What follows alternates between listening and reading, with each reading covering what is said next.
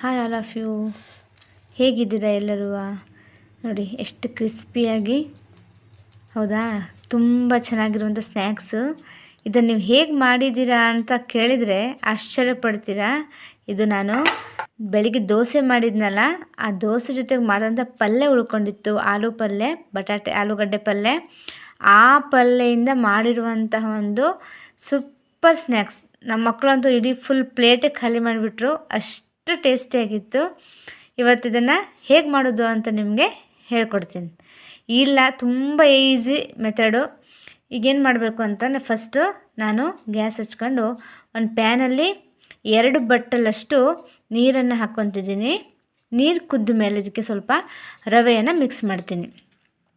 ಇಲ್ಲಿ ರವೆ ಸಣ್ಣದಾಗಿರಬೇಕು, ಉಪ್ಪಿಟ್ಟು ರವೆ ತಗೋಬೇಡಿ, ಸ್ಮಾಲ್ ರವೆ, ಬಾಂಬೆ ರವೆ ಅಂತೀವಲ್ಲ ಆ ರವೆಯನ್ನು ತಗೊಂಡು ನೀರು ಹೋಗೋ ತನಕ ಈ ಥರ ನೀಟಾಗಿ ಇದನ್ನು ಕಲಿಸ್ಕೊಳ್ಳಿ. ತುಂಬ ಚೆನ್ನಾಗಿ ಬರುತ್ತೆ.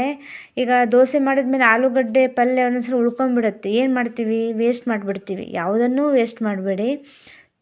ಪ್ರತಿಯೊಂದನ್ನು ನಾವೇನು ಮಾಡ್ಬೋದು, ರೀಯೂಸ್ ಮಾಡ್ಕೊಂಡು ಈ ಥರ ಸ್ನ್ಯಾಕ್ಸ್ ಮಾಡ್ಕೊಂಡು ತಿನ್ಬೋದು. ಈ ಥರ ಈಸಿ ಅಡುಗೆಗಳನ್ನು ಹೇಳ್ಕೊಡ್ತಾ ಇರ್ತೀನಿ. ನನ್ನ ಚಾನಲನ್ನು ಸಬ್ಸ್ಕ್ರೈಬ್ ಮಾಡಿ, ಶೇರ್ ಮಾಡಿ. ನೋಡಿ, ಈಗ ಒಂದು 2 ನಿಮಿಷ ಮುಚ್ಚಿಟ್ಟೆ. ಅದಾದಮೇಲೆ ಅದಕ್ಕೆ ಸ್ವಲ್ಪ ಆಯಿಲ್ ಹಾಕಿ ಇನ್ನೊಂದು ಸ್ವಲ್ಪ ಆ ರವೆನ ಏನು ಮಾಡ್ತೀನಿ, ನಾನು ತಿರುಗಿಸ್ಕೊತೀನಿ. ರವೆ ಆಲ್ಮೋಸ್ಟ್ ಸಾಫ್ಟ್ ಆಗಿರುತ್ತೆ, ಪ್ರಾಬ್ಲಮ್ ಏನಿಲ್ಲ. ನೋಡಿ, ಅದು ತಳ ಬಿಟ್ಕೊಂತ ಬಂತು ಅಂದರೆ ಅದು ಪೂರ್ತಿ ಆಗಿದೆ ಅಂತ ಅರ್ಥ. ಇವಾಗ ಚಮಚೆ ಅಂದ್ಕೊಂಡಿದ್ದೆಲ್ಲ ತೆಗೆದು ನೀಟಾಗಿ ತೆಗೆದು ನಾನು ಏನು ಮಾಡ್ತೀನಿ, ಇದನ್ನು ಒಂದು 2 ರಿಂದ 3 ನಿಮಿಷದಾಗೆ ಗ್ಯಾಸ್ ಆಫ್ ಮಾಡಿ ಇದನ್ನು ಮುಚ್ಚಿಟ್ಬಿಡ್ತೀನಿ. ಅಂದರೆ ಅದು ಮತ್ತು ಸಾಫ್ಟ್ ಆಗಲಿ, ಏನು ಬಿಸಿ ಇರುತ್ತಲ್ಲ ಅದಕ್ಕೆ ಅದು ಇನ್ನೂ ಸ್ವಲ್ಪ ಸಾಫ್ಟ್ ಆಗಲಿ ಅಂಥೇಳಿ ಮುಚ್ಚಿಡ್ತೀನಿ. ನೆಕ್ಸ್ಟು ಒಂದು 3-4 ನಿಮಿಷ ಆದಮೇಲೆ ಒಂದು ಬೌಲಿಗೆ ತಗೊಂಡು, ಬೆಳಗ್ಗೆ ನೋಡಿರಿ ಒಂದು ಬೌಲ್ ಪಲ್ಯ ಉಳ್ಕೊಂಡಿತ್ತು, ಆ ಪಲ್ಯನ ಆ ರವೆಗೆ ಮಿಕ್ಸ್ ಮಾಡಿಕೊಂಡು ಕೆಲವೊಂದು ಮಸಾಲೆನ ಇದಕ್ಕೆ ನಾವು ಹಾಕ್ಕೋಬೇಕು. ಇಲ್ಲಿ ನಾನು 1 ಚಮಚದಷ್ಟು ಖಾರದ ಪುಡಿನ ತಗೊತೀನಿ, ಅರ್ಧ ಚಮಚದಷ್ಟು ಗರಂ ಮಸಾಲ ಪುಡಿ, 1/4 ಚಮಚದಷ್ಟು ಚಾಟ್ ಮಸಾಲ ಪೌಡರು, ಆಮೇಲೆ ಇನ್ನು 1/4 ಚಮಚದಷ್ಟು ಜೀರಿಗೆ ಪುಡಿನ ಇಲ್ಲಿ ಹಾಕ್ಕೊತಾ ಇದ್ದೀನಿ. ಲಾಸ್ಟಿಗೆ ಕೊತ್ತಂಬರಿ ಸೊಪ್ಪು ಮತ್ತು ಕಾಶ್ಮೀರಿ ಚಿಲ್ಲಿ ಪೌಡ್ರನ್ನ ಹಾಕ್ಕೊತೀನಿ ಕಲರಿಗೋಸ್ಕರ. ಆಮೇಲೆ ರುಚಿಗೆ ತಕ್ಕಷ್ಟು ಒಂದು ಸ್ವಲ್ಪ ಉಪ್ಪು, ಯಾಕಂದರೆ ಇಲ್ಲಿ ನಾವು ರವೆಗೂ ಕೂಡ ಉಪ್ಪು ಹಾಕ್ಕೊಂಡಿದ್ದೀವಿ, ಪಲ್ಯಗೂ ಕೂಡ ಇಲ್ಲಿ ಉಪ್ಪಿದೆ. ಸೊ ಉಪ್ಪನ್ನು ನೋಡಿಕೊಂಡು ನೀವು ಇಲ್ಲಿ ಹಾಕ್ಕೋಬೇಕಾಗತ್ತೆ. ಈ ಥರ ಆಲೂಗಡ್ಡೆ ಪಲ್ಯಲ್ಲಿ ಸ್ವಲ್ಪ ಆಲೂಗಡ್ಡೆ ಇರ್ತಾವಲ್ಲ, ನೀಟಾಗಿ ಅದನ್ನು ಏನು ಮಾಡಿ ನೀವು ಕೈಯಿಂದನೇ ಚೆನ್ನಾಗಿ ಮ್ಯಾಶ್ ಮಾಡ್ಕೊಳ್ಳಿ.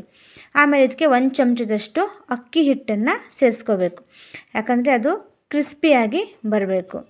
ಇಷ್ಟೆಲ್ಲ ಆದಮೇಲೆ ನೀಟಾಗಿ ಕಲಸಿ ಮಸಾಲೆನ ಒಂದು 5 ನಿಮಿಷ ತನಕ ಮುಚ್ಚಿಡಿ. ನೆಕ್ಸ್ಟ್ ನಾವೇನು ಮಾಡೋಣ, ಒಂದು ಬೌಲ್ಗೆ 2 ಚಮಚದಷ್ಟು ಮೈದಾ ಹಿಟ್ಟು, ಅದಕ್ಕೆ ನೀರು ಸೇರಿಸಿ ಒಂದು ಪೇಸ್ಟ್ ಥರ ಇದನ್ನು ಮಾಡ್ಕೋಬೇಕು. ಪೇಸ್ಟ್ ಅಲ್ಲ, ಒಂದು ಸ್ವಲ್ಪ ದೋಸೆ ಹಿಟ್ಟಿನ ಹದ ಇರುತ್ತಲ್ಲ ಅಷ್ಟು ಇದ್ದರೆ ಸಾಕಾಗತ್ತೆ, ಜಾಸ್ತಿ ನೀರು ಮಾಡ್ಕೊಬಿಡ್ಲಿಕ್ಕೆ ಹೋಗಬೇಡಿ. ಆಮೇಲೆ ಇದು ರೋಸ್ಟೆಡ್ಡು ಶಾವಿಗೆ, ರೋಸ್ಟೆಡ್ ಶಾವಿಗೆ ಅಂತಲೇ ಬರುತ್ತೆ, ಪಾಯಸಕ್ಕೆಲ್ಲ ಯೂಸ್ ಮಾಡ್ತಾರೆ. ಇದ್ರ ಬದಲಿಗೆ ನೀವು ಬ್ರೆಡ್ ಕ್ರಮ್ಸನ್ನು ಕೂಡ ಯೂಸ್ ಮಾಡ್ಕೋಬೋದು, ಬಟ್ ನಾನು ಇಲ್ಲಿ ಆ ರೋಸ್ಟೆಡ್ ಶಾವಿಗೆನ ಯೂಸ್ ಮಾಡ್ಕೊತಿದ್ದೀನಿ. ನೋಡಿ, ಹಿಟ್ಟು ತುಂಬ ಸಾಫ್ಟಾಗಿ ಬಂದಿದೆ. ಇದನ್ನೇನು ಮಾಡೋಣ, ಎಷ್ಟೊಂದು ಅರ್ಧ ಉಂಡೆ ಅಷ್ಟು ತಗೊಂಡು ನೀಟಾಗಿ ಕೈಯಿಂದ ಕಲಸಿ ಏನು ಮಾಡಬೇಕು, ಈ ಕಟ್ಲೆಟ್ ಇರ್ತಾವಲ್ಲ ಆ ಕಟ್ಲೆಟ್ ಥರ ನೀವು ಇದನ್ನು ಒಂದು ಶೇಪ್ ಕೊಡ್ಬೋದು. ನಿಮ್ಗೆ ಬೇಕಿತ್ತು ಅಂದರೆ ರೌಂಡ್ ಶೇಪಲ್ಲೂ ಕೂಡ ಮಾಡ್ಕೋಬೋದು, ಬಟ್ ನಾನು ಈ ಥರ ಕಟ್ಲೆಟ್ ಶೇಪಲ್ಲಿ ಮಾಡ್ಕೊಂಡಿದ್ದೀನಿ. ಇದನ್ನು ಫ್ರೈ ಮಾಡಲಿಕ್ಕೆ ಪ್ಯಾನಲ್ಲಿ ಒಂದು ಸ್ವಲ್ಪ ಆಯಿಲನ್ನು ಹಾಕ್ಕೊಳ್ಳೋಣ. ನೀವು ಇದನ್ನು ಡೀಪ್ ಫ್ರೈ ಕೂಡ ಮಾಡ್ಬೋದು, ಬಟ್ ನಾನು ಇಲ್ಲಿ ಶೆಲ್ಲೋ ಫ್ರೈಯನ್ನು ಮಾಡ್ತಾಯಿದ್ದೀನಿ. ಈಗ ಮಾಡಿದಂತಹ ಕಟ್ಲೆಟ್ಗಳನ್ನು ಮೈದಾ ಹಿಟ್ಟಲ್ಲಿ ಡಿಪ್ ಮಾಡಿ 2 ಸೈಡು ನಾವೇನು ಮಾಡಬೇಕು, ಆ ಪುಡಿ ಮಾಡಿಟ್ಕೊಂಡಿರುವಂತಹ ಶಾವಿಗೆಯಲ್ಲಿ ಇದನ್ನು ಹೊಳಿಸ್ಬೇಕು. ಅಂದರೆ ಅದು ಮೈದಾ ಹಿಟ್ಟು ನೀಟಾಗಿ ಶಾವಿಗೆನೆಲ್ಲ ಏನು ಮಾಡುತ್ತೆ, ಅಂಟ್ಕೊಂಡ್ಬಿಡುತ್ತೆ, ನೀಟಾಗಿ ಅದು ಅಂಟ್ಕೊಂಡ್ಬಿಡುತ್ತೆ. ಇದನ್ನು ಒಂದೊಂದಾಗಿ ಏನು ಮಾಡಿ ಸಿಮ್ಮಲ್ಲಿಟ್ಟು ಫ್ರೈ ಮಾಡ್ಕೊತ ಬರಬೇಕು. ಇಲ್ಲಿ ನಾನು ಇದನ್ನು ಒಂದು 2 ನಿಮಿಷ ಮುಚ್ಚಿಟ್ಟಿದ್ದೀನಿ.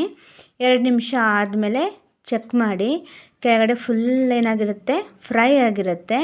ಈಗ ಇದನ್ನು ಮಾಡಿ ಹೊಳಸಾಕಿದ್ರೆ ಟರ್ನ್ ಮಾಡಿ ಇನ್ನೊಂದು 2 ನಿಮಿಷ ಮುಚ್ಚಿಬಿಟ್ವಿ ಅಂತಂದರೆ ಏನಾಗುತ್ತೆ, ಇದು ರೆಡಿ ಆಗುತ್ತೆ.